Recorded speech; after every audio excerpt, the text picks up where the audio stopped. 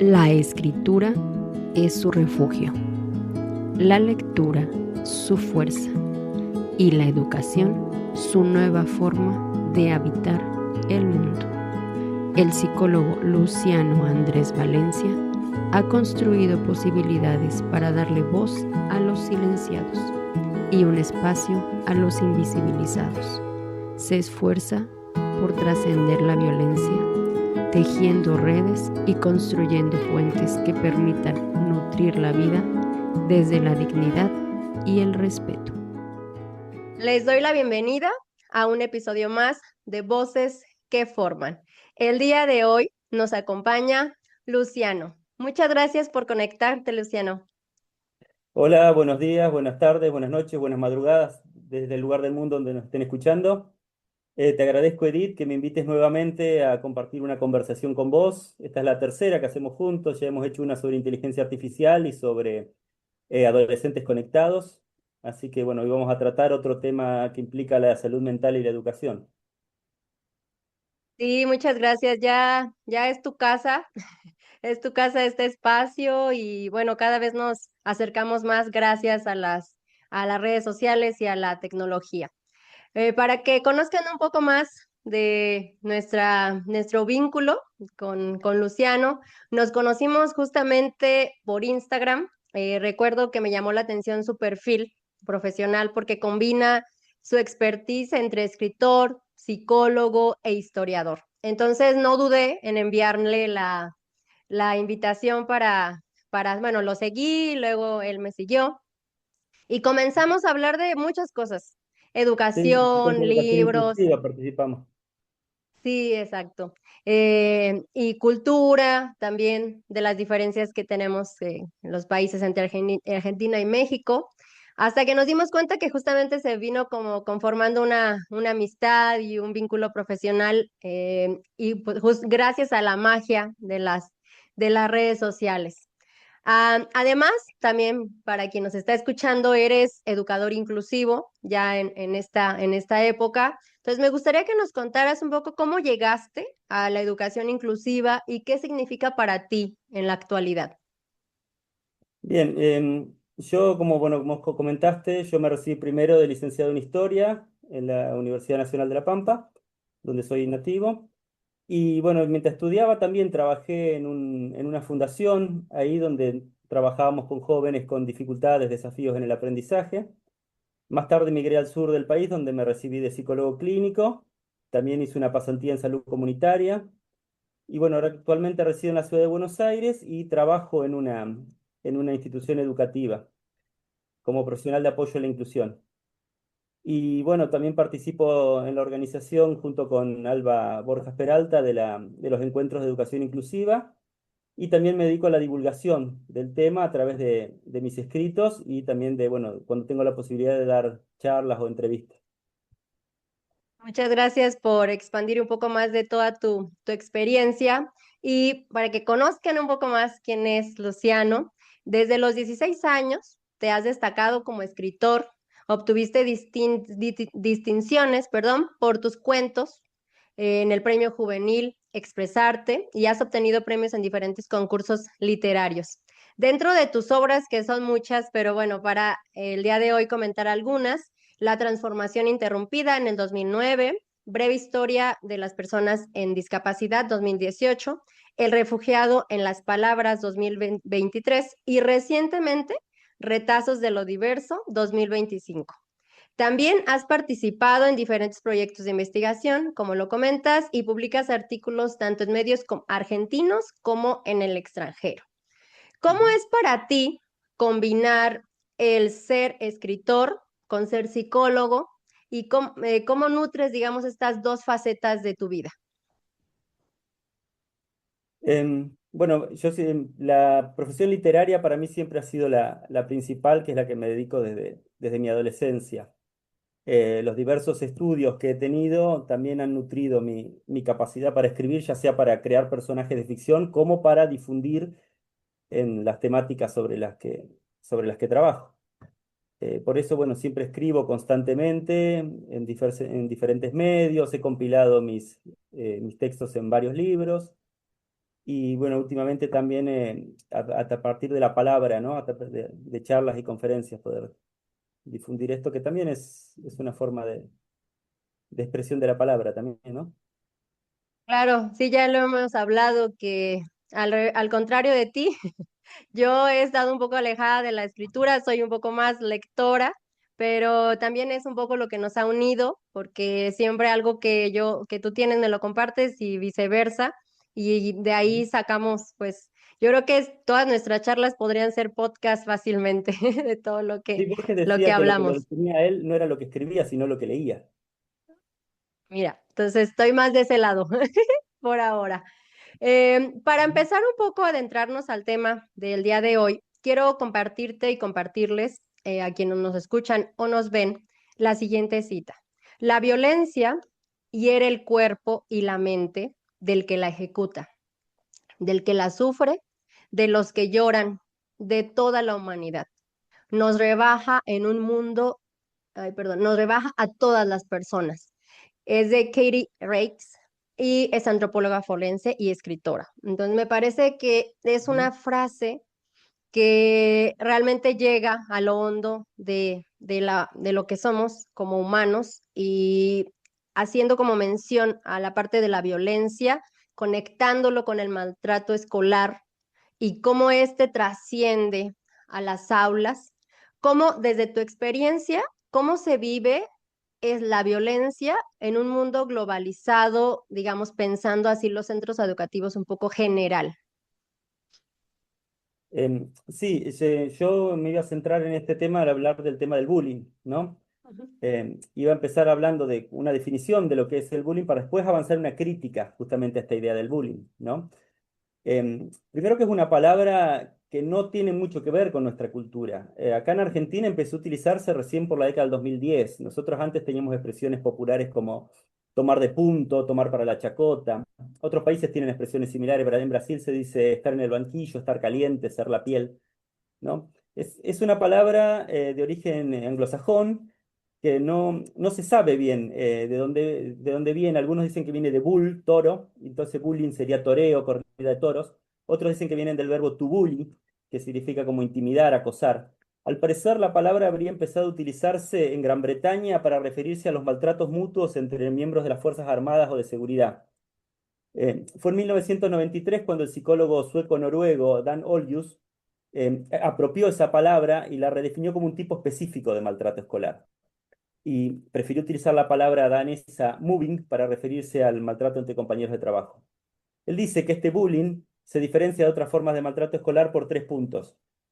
En primero es porque hay una intención consciente de querer hacerle daño al otro. En segundo lugar, porque el daño es permanente, se hace constantemente, no solo una vez. Y la tercera es porque la tercera es que hay una relación de fuerza desigual entre el que la ejerce y el que la recibe. Esto diferencia el bullying de otras formas de maltrato escolar, como pueden ser las peleas de bandas, en donde la relación de fuerza es más o menos similar, o el vandalismo, robo entre compañeros, que no hay uno específico a quien toman permanentemente como objeto del daño.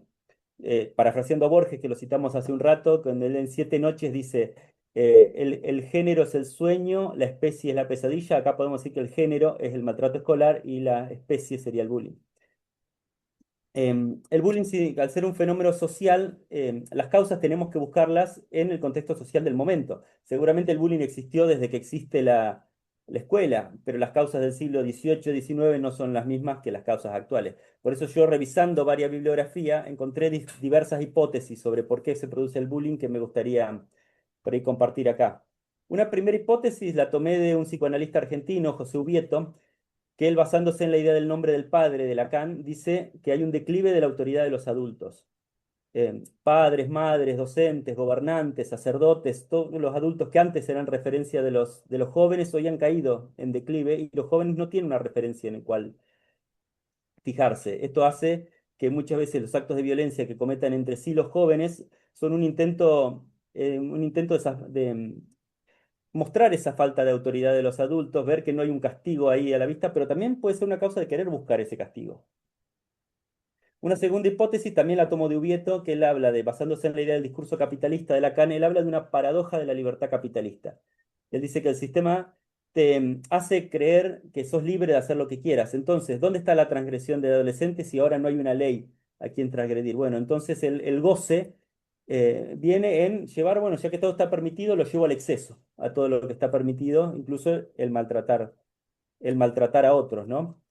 Estas dos, me gustaría citar una película, Elephant, de Gus Van Sant, que expresa un poco estas dos ideas que da este autor argentino, que no, a mí no me gusta tanto esa película, pero hay una parte que trata sobre la masacre de Columbine. Hay una parte donde los estudiantes están disparando contra sus compañeros y uno de ellos dice, esto pasa cuando los adultos no están, como queriendo mostrar esa ausencia de la autoridad adulta. Una tercera hipótesis puede ser la banalización de la violencia en los medios. Hoy te muestran, te muestran mucha violencia pero sin consecuencias. Hoy te muestran cómo están cometiéndose un infanticidio terrible en Gaza y te dicen, no, es algo inevitable de la guerra, cuando no es una guerra, es un genocidio. O también hace unos años era muy común las series que idolatraban narcos, sin mostrar la consecuencia en los pueblos que generaban el narcotráfico, ¿no? Una cuarta hipótesis puede ser la caída de los lazos sociales. Al perderse el sentido de lo comunitario, el otro deja de ser visto como alguien con el que se puede construir algo en conjunto y pasa a ser un enemigo, alguien alguien hay que atacar. Una quinta hipótesis puede ser esta nueva web 2.0 que llaman algunos autores, ¿no? Que sería que a partir del siglo XXI Internet dejó de convertirse simplemente en un lugar donde uno iba a consumir contenido, sino es un espacio donde uno va también a crear contenido, a subirlo, a difundirlo. Y con esta supremacía de la imagen que también nos muestran los medios, muchos jóvenes aprovechan para utilizar el maltrato a otros como forma de mostrarse su identidad también. Entonces maltratan a otros, se filman, lo suben a los medios, ¿no? El ciberbullying, que es acaso peor que el bullying que se ejerce en las aulas, porque el ciberbullying no tiene un límite de tiempo y espacio. El bullying habitual, diríamos, tiene un tiempo, que es el tiempo de clase, y un lugar, el aula, la escuela. Acá se puede seguir ejerciendo afuera y además el agresor no ve las consecuencias en su víctima de lo que de lo que está pasando y la víctima se termina volviendo a veces adicto a las redes para ver si dicen algo de ellos. Una sexta hipótesis, estos procesos de etiquetamiento a los jóvenes que empezaron en las últimas décadas, ¿no? Donde era muy común, más en los países anglosajones que en los nuestros, pero no hay que descartar los nuestros también, donde muchos jóvenes se empezaban a definir por el diagnóstico que les hacían, ¿no? Y muchos decían, soy TDAH, soy disléxico, soy autista, y también aparece, soy el bully, muchos se empiezan a identificar, los jóvenes empiezan a buscar una identidad, un sentido de pertenencia, y si no le damos un sentido alternativo, van a identificarse con esto. O soy la víctima, el significante víctima hoy está muy fuerte en nuestra sociedad. Y mucha gente busca decir, no, yo soy víctima de algo. Y esto también puede convertirse en una identidad en los jóvenes. Una séptima hipótesis que vi es también la gran diversidad que vemos hoy en las aulas. El bullying por lo general se practicaba antes al que era diferente al promedio del curso. Por ejemplo, se le hacía bullying al que tenía lentes o al que era de otro grupo étnico o nacionalidad. Hoy, al haber tanta diversidad, cualquiera puede ser víctima de bullying, pero también cualquiera puede ejercerlo. Entonces, al chico que le hacen bullying por tener lentes, ese chico a lo mejor le hace bullying al compañero que es migrante, ¿no? Y una última hipótesis que la puse al final porque para mí es como la más débil, es la de la cultura de las armas, que es más aplicable primero al contexto norteamericano, porque en Estados Unidos, donde tienen más una libre portación de armas y mucho de entrenar de muy chicos a usar armas. Quizá en nuestros países latinoamericanos, que la aportación de armas no es tan libre, no tenemos tanto una cultura de darle arma a los jóvenes desde los 12 años, no sea tan aplicable. Y además, porque los casos que ha habido tiroteos en las escuelas, no ha sido el bully el que ha hecho eso, sino el chico que lo sufrió durante tiempo, que un día llegó armado a la escuela y disparó contra los que lo molestaban. Acá en Argentina tenemos dos casos muy célebres, uno en el 2001 en el municipio de La Matanza, y otro en el 2004 en Carmen de Patagones, ambos en la provincia de Buenos Aires, donde dos chicos que eran molestados en la escuela dispararon contra los compañeros.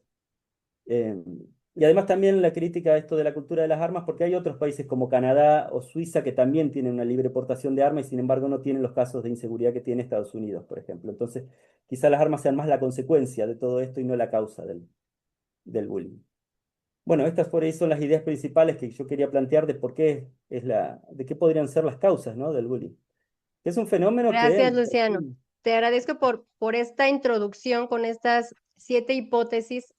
Yo podría un poco reducirlas, bueno, resumirlas más bien, pero no con el afán de reducirlas como tal, sino más bien como para tomar algunas palabras. Me parece que poder, libertad, es como que pareciera que hay como nuevos significados de ejercer el poder, ya sea como que no hay poder de los adultos, entonces yo como adolescente o como niño ejerzo el poder de una manera distinta.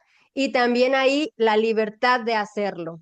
Y que obviamente que pasa también al libertinaje y cómo el poder y la libertad se cruzan para como convertir esta nueva forma, este nuevo significado de ser en el mundo y en donde no importa el otro, ¿no? Importa lo que yo quiera hacer es lo que vale, entonces si te duele, no importa, si transgredo tu libertad tampoco importa. Entonces, no es Ujú. las redes, no son las redes, no es el internet, no es si hay o no armas, sino es la posición que el niño, niña, adolescente decide tomar ante esta situación. Y para un poco contextualizar a quien nos está viendo y escuchando, según las últimas estadísticas mundiales de bullying publicadas por la ONG Bullying Sin Fronteras Argentina, en el mes de abril de 2023, los casos de bullying en todo el planeta continúan en aumento, donde 7 de cada 10 niños, niñas, adolescentes, sufren todos los días algún tipo de acoso y ciberacoso, que también ya lo introduciste en todas las hipótesis que nos contaste. Me gustaría un poco seguirnos adentrando a todo lo que es el bullying y a mí me parece que muchas veces lo escuchamos como algo normal, al menos en México. Eh, Se piensa como así se llevan los niños, es parte de una etapa de desarrollo, es como que todas estas frases lo que hacen es como que naturalizar la violencia y de alguna manera pensar que todos hemos vivido algún episodio de bullying en nuestra vida Ujú. y pareciera que es normal, es familiar. Incluso como si no lo has vivido, pues qué raro, tienes que vivirlo, pareciera, ¿no? Entonces, Claro. ¿por qué dentro de todas estas hipótesis que ya nos contaste, por qué esta normalización de la violencia pareciera que está incrementando cada vez más? ¿Qué pregunta? No lo había pensado. Em, esta normalización de la violencia, pues, ¿qué se ha incrementado cada vez más? Bueno, yo creo que las hipótesis que dije creo que es por esto, esta caída del lazo social que se ha operado es, em, es una de las consecuencias de esto. El, eh, Justamente hablamos de la paradoja de la libertad capitalista que habla este Ubieto, es porque en realidad es falsa esta paradoja, esta libertad. Te hacen creer que sos libre, ¿no? Pero si naciste en un contexto desfavorable, que no puedes acceder a un montón de bienes, ¿dónde está tu libertad? ¿No? Claro. Entonces te lleva a ver que el otro, lejos de ser alguien con el que tenés que hacer un lazo para construir algo, es un límite al ejercicio de tu libertad bueno, es un enemigo al que hay que atacar. Claro, y esta me parece que justo lo dices como esta parte de la pérdida del tejido social que ha pasado en México, que también pasa en Argentina y que pasa en otros países, no nada más en Latinoamérica. Pareciera que Latinoamérica está como más en el ojo del huracán siempre, pero no están exentos otros países de Europa, incluso Asia. Es como algo que está presente en en la sociedad. Y me gustaría un poco profundizar en el ciberbullying, pensando bueno, pensando en que el avance tecnológico ha permeado mucho nuestras vidas y que ahora ya no es como tú y yo lo vivimos en la escuela, solamente era lo que pasaba dentro del aula, se quedaba ahí, y ahora pues ha permeado otros espacios, en este caso entornos digitales, entonces ya no es como que no voy a la escuela y pierdo la posibilidad de que puedan molestarme o molestar. O sea, ahora hay otros entornos en donde puedes hacerlo. Y entorno, me parece que hay algo interesante en esta posibilidad de ejercer la violencia como detrás del anonimato. Entonces, Sí, y esto es algo sí. que me parece que, bueno, usas nicknames o perfiles falsos para ejercerla. Es como que se ponen como el agresor una máscara y está invisible, ¿no? Entonces, ¿qué podrías como profundizar de esa parte de que las redes sociales en sí, el internet, hace como que más potencia un poco más la posibilidad de que haya este ciberbullying y que, bueno, hay muchas manifestaciones de la violencia ahí? Sí, eso lo trabajamos en la otra charla que dimos Ujú. sobre adolescentes conectados, que le habíamos puesto entre los beneficios y el riesgo, ¿no? Porque las redes sociales, el internet, y demás son herramientas maravillosas que nos permiten un montón de acceso al conocimiento. Pero al mismo tiempo también está este riesgo, sobre todo que los jóvenes no están muchas veces preparados para asumir las consecuencias. Por eso habíamos dicho que hay el riesgo de las apuestas online también, habíamos dicho el riesgo de caer en manos de algún acosador, ¿no? Que los extorsiona y los amenaza para que les manden fotos y esas cosas que después las comercian en redes de pedofilia. Eh, es algo terrible. Por eso, bueno, lo importante, me gustaría ver los lineamientos de UNICEF que vimos la otra vez, que decía que es, primero, acabar con la brecha digital, que todo el mundo tenga acceso a los beneficios de la tecnología. Después, formación para familiares, para padres y madres que sepan reconocer estos riesgos y proteger a sus niños y niñas. Y el tercer lineamiento era el acompañamiento a las familias y la atención temprana de estos problemas. Ujú. Me parece que ahí como la prevención es como un tema importante, que también lo comentamos en la charla pasada, y ahí pues muchos papás, mamás, incluso amigos míos que tienen hijos ya adolescentes, yo todavía no estoy en esa etapa, pero son un poco los que se preocupan más porque el hecho de que sus hijos estén dentro de un cuarto pareciera que están sanos y salvos, pero no es así.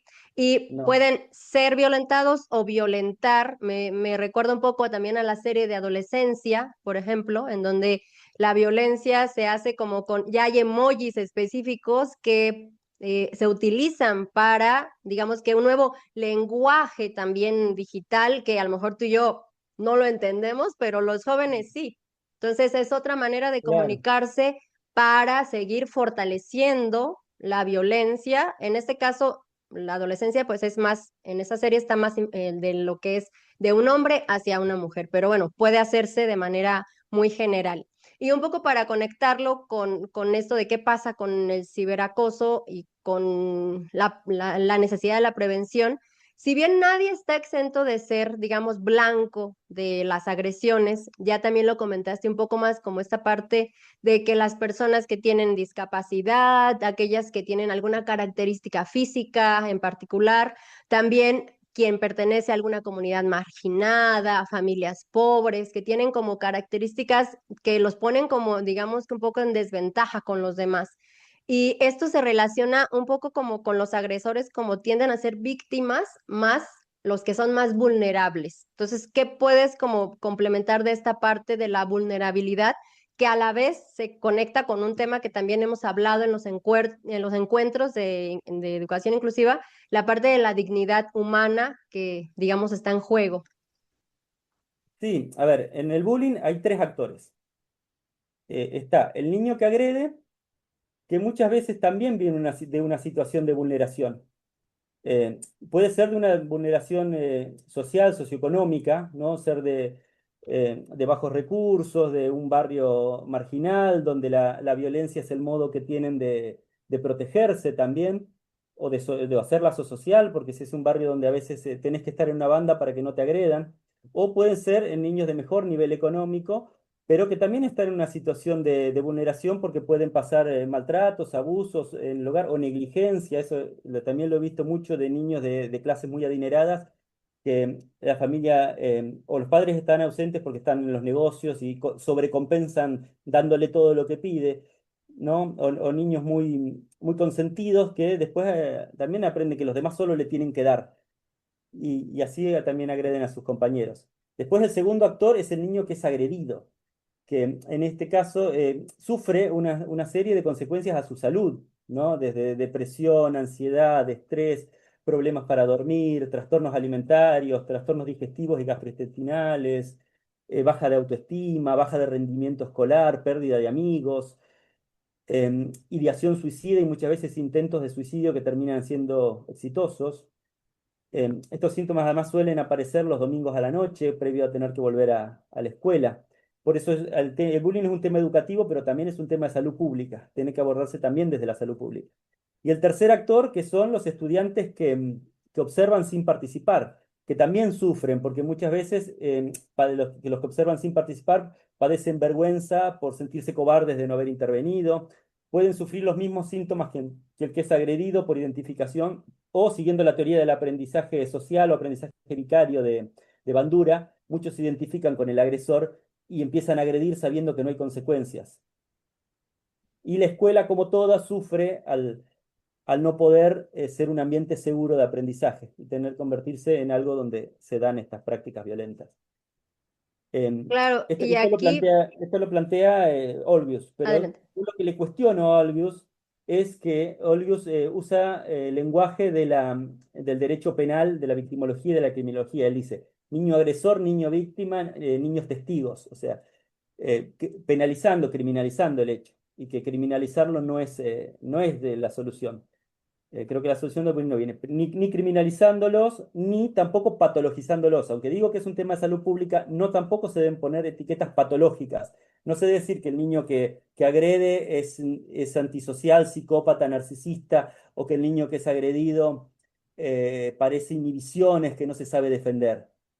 No caer en las patologizaciones ni en la criminalización. La respuesta tiene que ser más integral, tiene que ser un abordaje a nivel institucional y también un abordaje a cada uno de los actores, ¿no? Al niño que agrede se le debe trabajar que busque una búsqueda de identidad y sentido de pertenencia alternativo, ¿no? Que en vez de ser el bully, el matón, puede hacer otra cosa, a ver qué te gusta.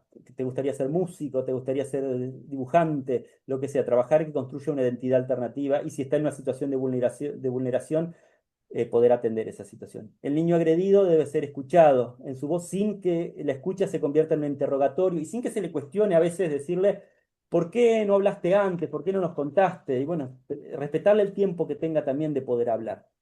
Y el tercer actor, los que observan, poder trabajar que con su silencio no perpetúen estas prácticas, ¿no? En Argentina tenemos una ley que es diferente a otras que se vinieron aplicando en otros países. En 1993, cuando Olgius hizo su libro, Suecia aprobó una ley anti-bullying que penaliza la práctica. También en el 2010, el estado de Massachusetts, en Estados Unidos, también condenó a un año de prisión y a 100 horas de trabajo comunitario a chicos de 15 años por hacer bullying. Perú en el mismo año también hizo una ley anti-bullying que hace que el bullying tenga que ser denunciado, no se trabajado dentro de la escuela, sino denunciado al Consejo Educativo Institucional de la región, o sea, sacándolo de la escuela donde sucedió y debería ser trabajado. En Argentina, en 2013, se aprobó la ley 26.892, que se llama de promoción y abordaje de la conflictividad en instituciones educativas. Esta ley deja bien, no usa la palabra bullying en ningún momento, o sea, ese significante lo saca y prefiere hablar de convivencia, promoción, conflicto, tratamiento de la violencia. Debe ser tratado dentro de la escuela y también dice que cualquier sanción que se dé no se le no debe negar el derecho a la educación de los jóvenes, ¿no? Me parece que son mejores formas de abordar que penalizar y patologizar la cuestión. Yo no soy partidario de tomar acríticamente modelos extranjeros porque nuestra realidad puede ser distinta, pero sí hay que estudiarlos porque hay algunos que han resultado muy buenos. Uno de los que se suele citar más seguido es el programa Kiva, que se aplica en Finlandia, ¿no? Que viene de Kiusamista Vastaan, que en finlandés sería como anti-bullying. Este proyecto, hecho por la Universidad de Turku y financiado por el Ministerio de Cultura y Educación de Finlandia, establece una formación de 3 años en las instituciones educativas que se divide en 3 módulos. El primer año de primer año de primaria a cuarto año de secundario, todos trabajan los 3 módulos. Y el segundo y tercer año se trabaja primer año de primaria trabaja el primer módulo, cuarto año de primaria trabaja el segundo módulo y primer año de secundaria trabaja el tercer módulo, que consisten en programas y talleres para resolver conflictos en grupos pequeños y en grupos grandes, análisis de películas, se les da también formación a docentes y a padres y a madres sobre esto, sobre estas cuestiones. Está la carrera de experto Kiva en la Universidad en la Universidad de Turku, donde los graduados de ahí usan un chaleco amarillo con una identificación para que docentes, padres, madres, estudiantes los puedan ir a consultar si pasa algo. Este programa, que ha sido muy efectivo en su país, dice que un seguimiento a 30.000 estudiantes dice que el bullying se redujo un 90% y el 98% de estudiantes contestó estar mejor en la escuela gracias a este programa. Por eso se lo ha exportado a España, Suiza, Suecia, Países Bajos, Luxemburgo, Nueva Zelanda. Acá en Latinoamérica no se ha aplicado a nivel de los ministerios de educación, sino que lo han tomado algunas escuelas privadas, sobre todo de Argentina y de Colombia. Otro modelo es el que tiene Dinamarca, que desde 1993 la cátedra de empatía es obligatoria de los 6 a los 16 años y trabajan con el lema de no seas el mejor de la clase, sino que haz que tu clase sea mejor, eliminando la competencia entre estudiantes y trabajando más bien el trabajo en grupo. En Dinamarca solo el 6,3% de los estudiantes contestó en una encuesta que sufre bullying. Y este es más reciente, se empezó a aplicar ahora hace poco en la Robert Coleman Elementary School de Baltimore, Maryland, Estados Unidos. Se cambió la detención y los castigos por clases de meditación y mindfulness. Es todavía bastante reciente, lleva 2 años recién aplicándose, pero dicen que en esa escuela se redujeron los castigos a 0 desde que se aplica esta técnica. Así que por ahí son ideas para ir pensándola y las trabajamos en nuestras aulas y en nuestros países, ¿no? Es muy interesante estas dos cuestiones que nos comentas. Por un lado, el hecho de no pensar a estos tres actores que, digamos, están involucrados en el hecho de del bullying, que son el agresor, el quien es agredido y quien es testigo, porque cada uno, si bien en algún momento asumen como un rol frente al bullying, no es que solamente tengan ese rol y que puedan, y que digamos que tengamos como que etiquetarlos de, bueno, ya fuiste agresor, toda la vida vas a ser agresor. O si te agredieron, todo el tiempo vas a hacerlo. Y a mí me parece que la cuestión de ser testigo del bullying también es muy fuerte, porque como comentas, hay niños que a lo mejor quisieran ayudar al que es agredido, pero no tienen la fuerza porque también creen que luego pueden ellos ser como víctimas aún más fuertes.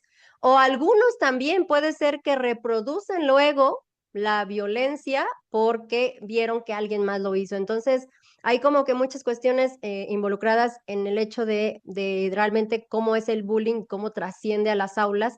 Y este programa que nos compartes, me parece que es muy interesante lo que hacen porque no es nada más prevención, no es nada más hablar del tema, sino es formarte en una nueva manera de vivir en el aula, de caminar hacia un poco más la paz, dejando la violencia de lado, porque no es nada más como pensar en ya no vamos a ser violentos. O sea, es como si fuera como de la noche a la mañana y como si fuera fácil hacerlo, ¿no? Es como que primero tienes que introyectar una nueva manera de vivir y de comunicarte con los demás, de relacionarte. Y este programa que está como por periodos, de manera como muy bien estructurado, me parece que es una muy buena manera de comenzarlo.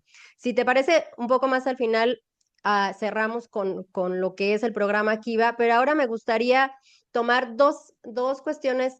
Por primero, que quienes nos ven padres y madres de familia, que a quienes quieren proteger a sus hijos y no saben cómo hacerlo, y a lo mejor no saben si tienen un agresor, si es alguien que es agredido, o a lo mejor su hijo también puede ser testigo. Entonces, ¿qué desde tu experiencia y todo lo que ya te has documentado para esta charla y de manera más general, cuáles son las señales que deberían de tener en cuenta, además de lo que ya nos comentaste de qué pasa el domingo por la noche, qué es lo que más ellos deberían de estar observando para saber cómo esa parte de alerta?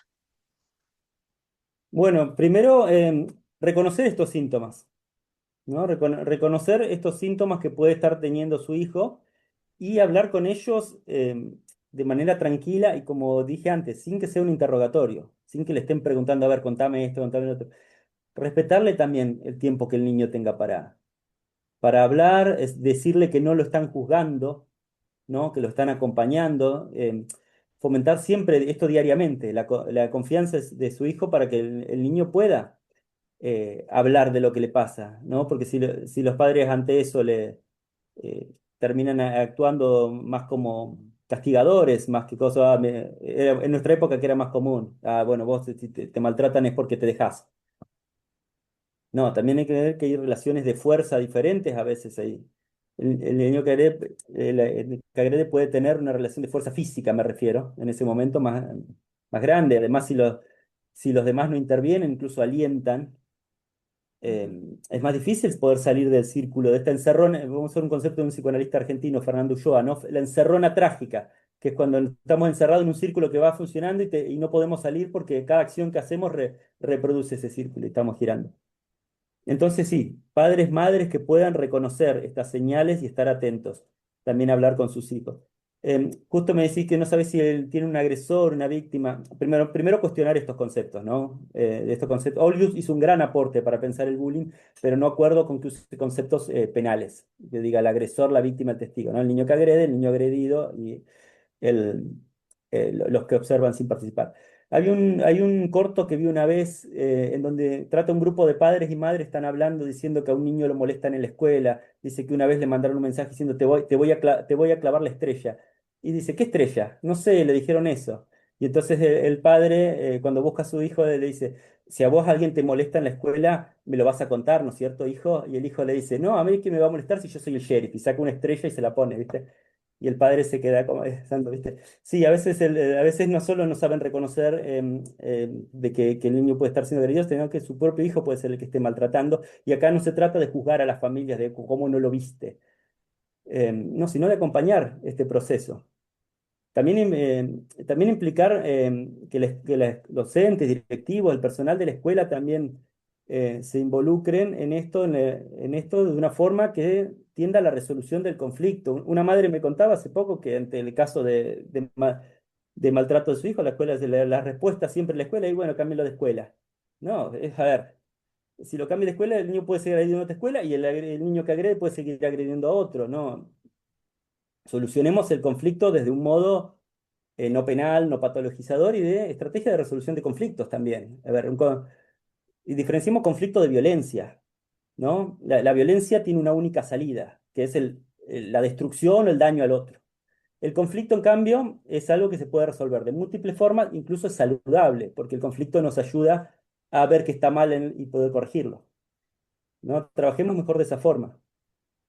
Claro, me parece Sí hay importante que lo que castigar, porque a comentas. veces sí hay que castigar al muchacho, pero que el Sí, castigo sea siempre dentro de la institución educativa, que no, que se acorde a lo que pasó y que no excluya de la educación a los jóvenes. Expulsarlo de la escuela no sé si es una buena estrategia, porque también puede reproducir la cosa o puede quedar fuera del sistema educativo y eso va a generar un adulto que tenga menos posibilidades laborales y eh, también menos herramientas para sobrellevar la existencia. claro, me parece que Pablo Freire hablaba, por ejemplo, de que las escuelas son o sea, son quienes expulsan a los estudiantes. No es nada Exacto, más sí. como que yo no lo logré y bueno, me voy. Y aquí en la cuestión de la violencia, me parece que falta mucho. Lo comento desde como directora, que fui en algún momento como docente, para que también los maestros y las maestras asumamos un rol aún más de compañeros frente a esta situación de la violencia y en donde también reconozcamos, como tú dices, la diferencia entre violencia y los conflictos, porque los conflictos son parte de la vida y es importante que tanto docentes como estudiantes tengamos la capacidad de reconocer que somos diferentes y en el aula va a haber diferencias, tenemos diferentes puntos de vista de cierto tema y que puede provocar un conflicto, pero que tenemos que tener la capacidad, esas habilidades de comunicación para que se resuelva el conflicto y no escale a otras condiciones que pueden convertirse en violencia. Y aquí me parece que también hay muchos docentes, muchas docentes que deciden quedarse en el rol de testigos del bullying. Y eso es muy preocupante porque, bueno, dices, un estudiante decide quedarse en el rol de bullying de testigo porque pues tiene miedo, porque hay otras condiciones, pero que sin hablar de esta perspectiva adultocentrista, porque nosotros tenemos otras capacidades que ellos no tienen todavía. Entonces, en teoría, tendríamos que reaccionar de manera distinta. Entonces, si nosotros no somos capaces de asumir lo que nos toca en ese sentido de ser testigos de bullying, no pidamos que los estudiantes lo hagan, si no lo trabajamos primero nosotros. Entonces, me parece que ahí hay una problemática que es importante analizar y profundizar aún más, porque si tú lo estás viendo, como docente tienes que intervenir. Entonces, ahí me Sí. gustaría que pudieras comentar si bien nosotros como docentes no podemos abordarlo como tú, como que eres experto en salud, nosotros no tenemos a lo mejor esas herramientas para hacerlo, pero ¿qué podrías decirle a un docente que a lo mejor vive, sabe a lo mejor de un estudiante que está siendo agresor o simplemente es testigo y quiere, digamos, intervenir de una manera efectiva? ¿Qué podrías tú compartir para que puedan hacerlo sin tener miedo, como un poco más empoderarse de su rol de autoridad? ¿Qué podría hacer? Yo no sé si los docentes no tienen herramientas, me parece que ellos que trabajan en el aula, me parece que conocen mucho mejor a los estudiantes y conocen mucho mejor las estrategias que hay que abordar dentro del aula. La verdad que no comparto eso de que solo un profesional de la salud mental puede venir afuera a dar la respuesta. Yo creo que la respuesta tiene que venir del trabajo en conjunto, entre todos, ¿no? Docentes, directivos, profesionales externos. Me parece que una forma de abordaje podría ser también que se capacite en estos temas a todo el personal educativo, no solo los docentes y directivos, creo que también el personal de limpieza, el comedor, todos los que trabajan en institución educativa hagan alguna capacitación, aunque sea un seminario de unas clases, no necesita hacer una carrera universitaria como hay en Finlandia, que sí también podría existir una carrera universitaria específica en estos temas, estaría muy bueno, pero aparte de esa carrera universitaria, que también existan capacitaciones que se le dé a todo el personal educativo para poder reconocer que está pasando esto, porque muchas veces hay docentes que vos decís, sí, hay docentes que lo ven y miran para otro lado para no involucrarse, pero hay otros docentes que no lo ven. Hay un concepto que se usa que es el doble rostro del acosador, que puede ser frente a quien está siendo agredido, ¿no? Puede ser tiene un rostro muy malvado, así, muy agresivo, pero frente a los demás aparece como encantador. Entonces, puede que no se den cuenta que ese niño o niña está agrediendo a otro. Entonces, que puedan capacitarse primero para poder reconocer estas señales y después para saber cómo abordarlas desde dentro de la institución educativa. Y cuando haya que llamar profesionales externos también, que puedan llamarlo porque se les desborda, ponerle y no pueden trabajarlo con lo que tienen, bueno, que pueden llamar también profesionales externos para que trabajen con ellos, no para que vengan a darle una respuesta, sino para que trabajen con ellos, ya sea individual con cada uno de los actores o como con la institución como un todo. Y me parece que más yo lo mencionaba desde ahí. O sea, obviamente tenemos muchas herramientas como docentes y quienes ya tenemos un camino en esta profesión, tenemos muchas habilidades digamos, enfrentarnos a una situación de bullying, pero justamente acabo de terminar un curso con docentes de nivel medio, superior y superior, ahí donde pues obviamente las condiciones de bullying pueden ser un poco hasta invisibilizadas porque son más grandes, pero yo les hice esa pregunta, como que si se sienten preparados para alguna situación de violencia, cómo lo harían. Y la verdad es que el 90% no se siente preparado. O sea, ¿qué pasa? Que también en esta condición de social que vivimos en México, porque hay que contextualizo qué es lo que vivimos aquí, los docentes y las docentes ya pueden hacer como muy poco pareciera, o sea, como que ya no pueden acercarse tanto a los estudiantes, ya no puedes dar como tu opinión porque pareciera que está mal, entonces se les pide a los estudiantes, a los docentes que sean más, que acompañen más, que entiendan más a los estudiantes, pero a la vez se les ponen como más barreras. Entonces, desde ahí como que el docente ya no sabe qué tanto puede hacer y qué no puede hacer. Entonces, me parece que ahí el rol de un profesional de salud como lo eres tú sería muy importante, no nada más como para solucionar el problema, sino más bien como un acompañamiento de que pueda como tener otras habilidades y que en conjunto se pueda hacer como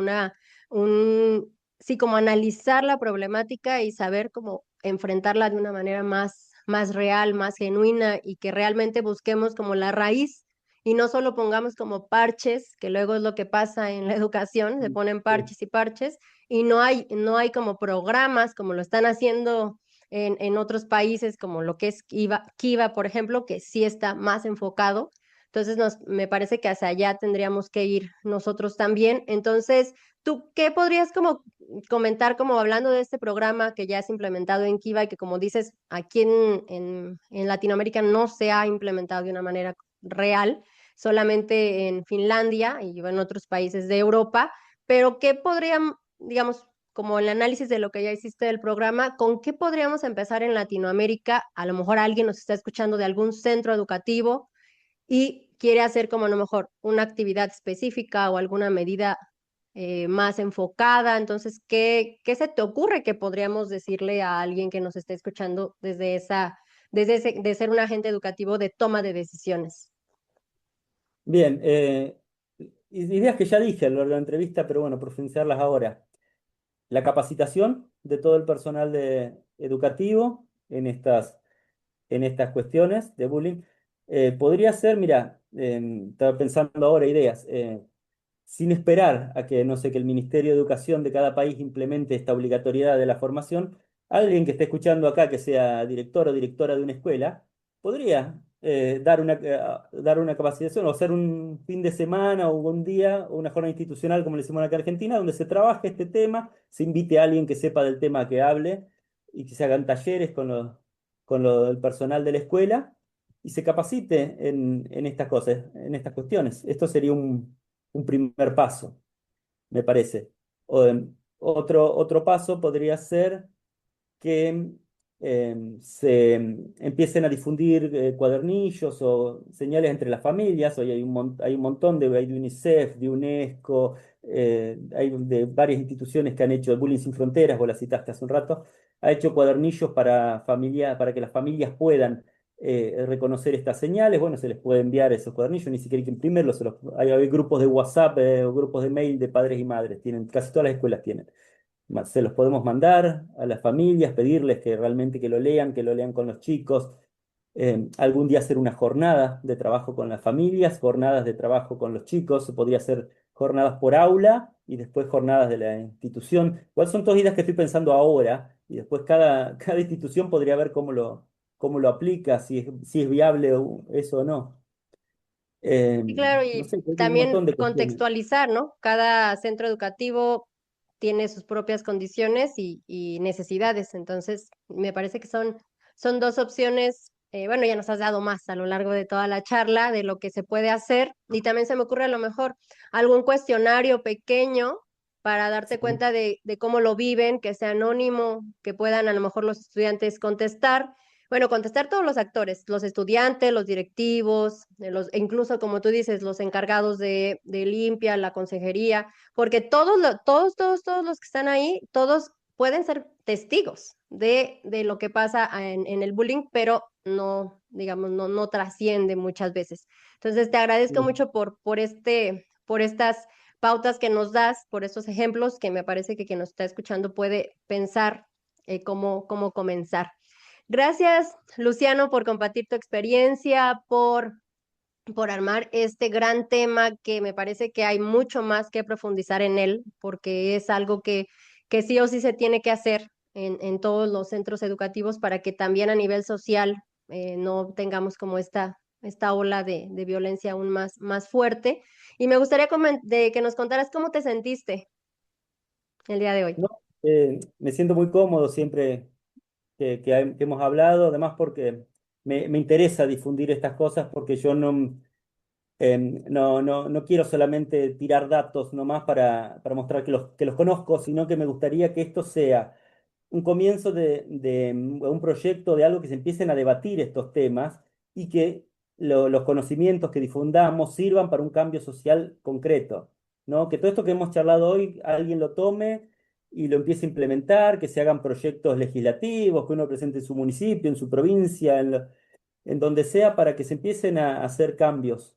Y me parece que el tema del bullying, el maltrato escolar, es algo que trasciende las aulas, porque es un síntoma de un dolor social tan grande que estamos padeciendo. Hoy la violencia es siempre la negación de un derecho. Entonces, si se empiezan a negar derechos, se van a ir profundizando esta degradación social, ¿no? Esta pérdida de lazos que termina llevándonos a esta sociedad de todos contra todos, en vez de una sociedad en donde podamos trabajar en conjunto, ¿no? Esta frase, bueno, que ayer fue el aniversario del nacimiento de Freire y él decía, ¿no? Nadie se salva solo, nadie salva a otro, todos nos salvamos mutuamente en comunidad.